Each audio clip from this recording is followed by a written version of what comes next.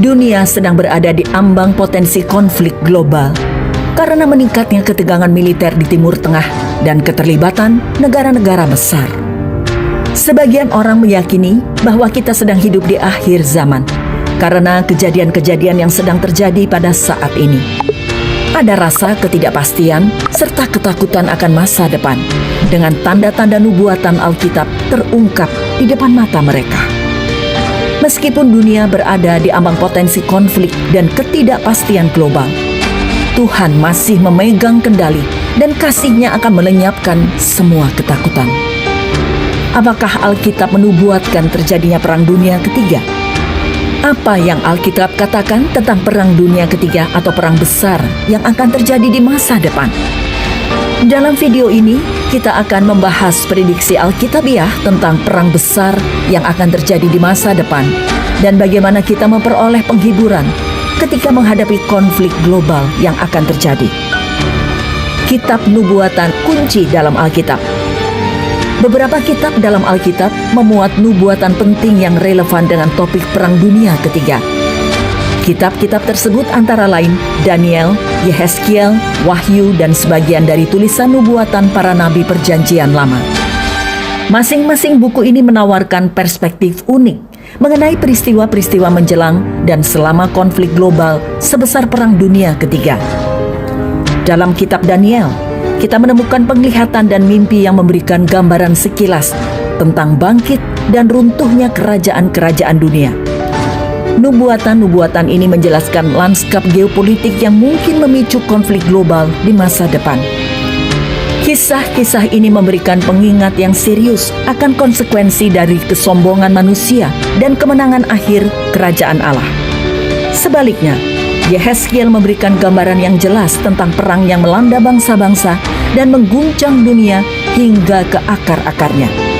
Kata-kata sang nabi memberikan gambaran yang menghantui tentang kehancuran.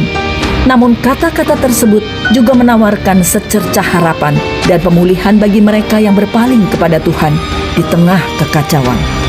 Wahyu, kitab terakhir dalam Alkitab, mungkin merupakan kitab yang paling terkenal dalam hal nubuatan akhir zaman.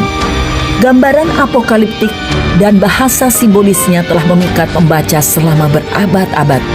Meskipun penafsiran kitab Wahyu merupakan topik yang banyak diperdebatkan, pesannya mengenai kemenangan akhir Tuhan atas kejahatan dan pembentukan langit dan bumi baru sangat bergema di kalangan mereka yang mendambakan keadilan dan penebusan.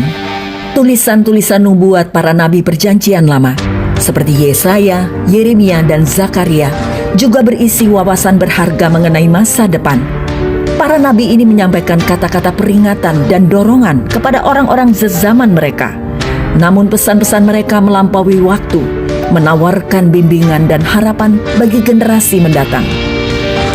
Dengan mengkaji pesan-pesan yang disampaikan dalam buku-buku ini, kita dapat memperoleh wawasan tentang peristiwa-peristiwa yang mungkin terjadi menjelang dan selama konflik global sebesar Perang Dunia Ketiga. Nubuat-nubuat yang terkandung di dalamnya berfungsi sebagai penunjuk arah, mengarahkan kita menuju penggenapan maksud tujuan Allah dan pemulihan akhir segala sesuatu. Konsep perang dalam Alkitab. Untuk memahami secara spesifik apa yang dikatakan Alkitab tentang Perang Dunia Ketiga, penting untuk menelusuri konsep perang yang lebih luas dalam Alkitab. Perjanjian Lama memberikan wawasan mengenai pandangan mengenai perang yang lazim terjadi di Israel kuno. Sedangkan Perjanjian Baru memberikan perspektif mengenai konflik di era Yesus dan kekristenan awal. Pandangan Perjanjian Lama tentang perang. Dalam Perjanjian Lama, perang seringkali dipandang sebagai cara untuk membela bangsa Israel dan mempertahankan identitas agamanya. Kadang-kadang Allah memerintahkan bangsa Israel untuk terlibat dalam peperangan sebagai tindakan penghakiman ilahi terhadap bangsa-bangsa yang dianggap tidak bermoral atau sebagai ujian atas ketaatan mereka. Namun Perjanjian Lama juga memuat ayat-ayat yang menekankan perdamaian, keadilan, dan cita-cita rekonsiliasi daripada konflik. Perspektif Perjanjian Baru tentang konflik. Perjanjian Baru menyajikan pergeseran fokus dari peperangan fisik ke peperangan rohani. Ajaran Yesus menekankan pentingnya kasih, pengampunan, dan perdamaian. umat Kristen dipanggil untuk menjadi pembawa damai dan mengupayakan rekonsiliasi daripada terlibat dalam konflik kekerasan. Namun Perjanjian Baru juga mengakui bahwa di dunia yang sudah jatuh dalam dosa, ada saatnya kekerasan dan konflik tidak dapat dihindari.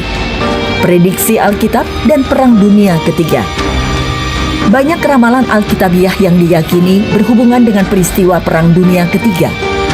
Nubuatan-nubuatan ini memberikan wawasan mengenai dampak potensial dan dampak global dari konflik semacam itu. Dua peristiwa penting yang sering dikaitkan dengan Perang Dunia Ketiga dalam nubuatan Alkitab adalah 4 penunggang kuda Apokalips dan pertempuran Armageddon. 4 penunggang kuda Apokalips. Keempat penunggang kuda dalam nubuat akhir zaman dijelaskan dalam kitab Wahyu 6 ayat 1 hingga 8 sebagai simbol dari peristiwa-peristiwa penting. Penunggang pertama, kuda putih, mungkin melambangkan si Antikristus yang akan berkuasa dan menaklukkan lawan-lawannya. Si Antikristus adalah tiruan dari Kristus yang sejati, sebagaimana dia akan datang kembali mengendarai kuda putih. Wahyu 19 ayat 11 hingga 16. Penunggang kedua, kuda merah, merujuk pada perang dahsyat di akhir zaman, menghasilkan kekerasan dan pertumpahan darah. Penunggang ketiga, kuda hitam, mencerminkan kelaparan yang besar yang mungkin dipicu oleh peperangan.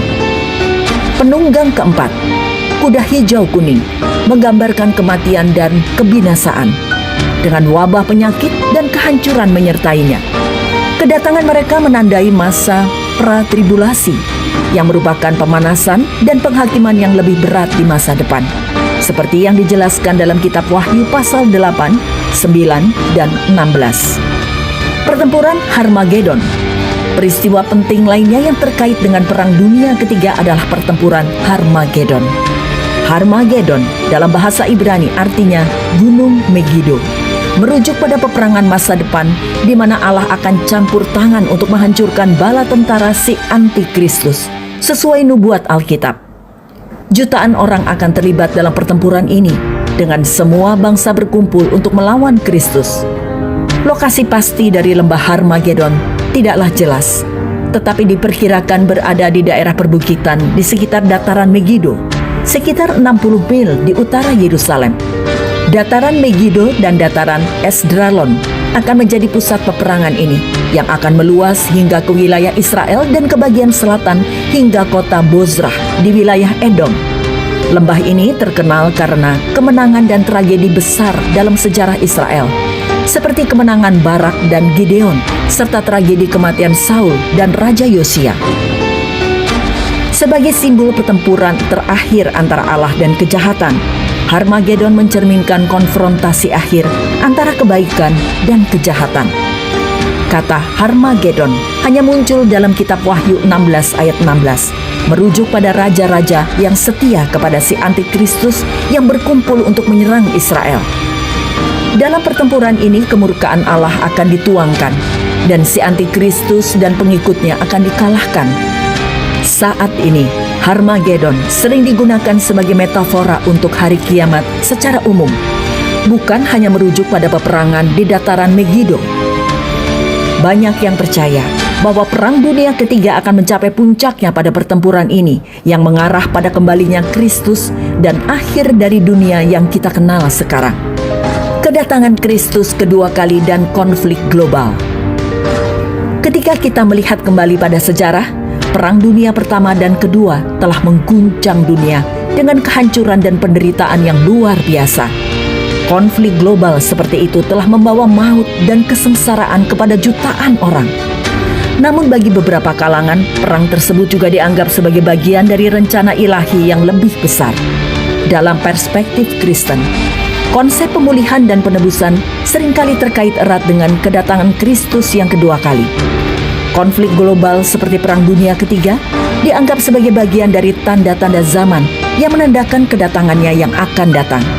Ini menjadi dasar bagi keyakinan bahwa kehancuran yang ditimbulkan oleh perang tersebut akan diikuti oleh masa pembaharuan dan keadilan yang dijanjikan. Perang Dunia Ketiga menjadi titik fokus penting. Ini bukan hanya sebagai babak terakhir dalam serangkaian konflik global, tetapi tetapi juga sebagai peristiwa yang memunculkan ketidakstabilan dan kekacauan yang akan diikuti oleh zaman kedamaian yang dijanjikan. Dalam ajaran Alkitab, penghakiman atas umat manusia seringkali terkait dengan kedatangan Kristus yang kedua kalinya. Konflik global dipandang sebagai bagian dari ujian terakhir bagi umat manusia sebelum penghakiman tersebut. Dalam konteks ini, Perang Dunia Ketiga dipandang sebagai peristiwa yang memunculkan kesempatan bagi manusia untuk bertobat dan memperbaiki kesalahan mereka sebelum tiba saatnya bagi Kristus untuk kembali. Dengan demikian, dalam konsep kedatangan Kristus yang kedua kalinya dan konflik global, terdapat harapan akan pemulihan dan penebusan bagi dunia yang terombang-ambing dalam ketidakpastian dan kekacauan. Bagi banyak orang beriman, Perang Dunia Ketiga bukan hanya menjadi simbol dari kehancuran, tetapi juga panggilan untuk mempersiapkan diri secara spiritual dan moral untuk kedatangan Kristus yang kedua kalinya, yang diharapkan akan membawa perdamaian dan keadilan yang abadi. Ketika Yesus kembali, Dia akan menggenapi nubuatan, menghancurkan musuh-musuhnya, mengumpulkan dan memberkati umatnya, dan memerintah sebagai Raja. Kita tidak dapat mengetahui kapan kedatangan Yesus kedua kali, meskipun kita dapat mencari tanda-tandanya, peristiwa yang harus terjadi sebelumnya. Matius 24 ayat 4 hingga 29, 2 Tesalonika 2 ayat 1 hingga 12, Wahyu 6 hingga 18. Seperti nubuat-nubuat lain tentang akhir zaman, janji kedatangan Yesus kembali memberikan kita semangat dan menasehati kita untuk terus percaya dan taat kepadanya. Tuhan memilih kita untuk menjadi imam kerajaan dan umatnya, menyelamatkan kita dari kegelapan dan membawa kita ke dalam kerajaannya yang mulia, mengakhiri ketakutan kita akan akhir zaman. Kasih Tuhan melenyapkan segala ketakutan, sehingga kita tidak perlu takut akan akhir zaman, karena Tuhanlah yang memegang kendali dan berkenan menyembuhkan, melindungi, membekali, dan memberi kesuksesan kepada kita. Thank you for the happiest year of my life.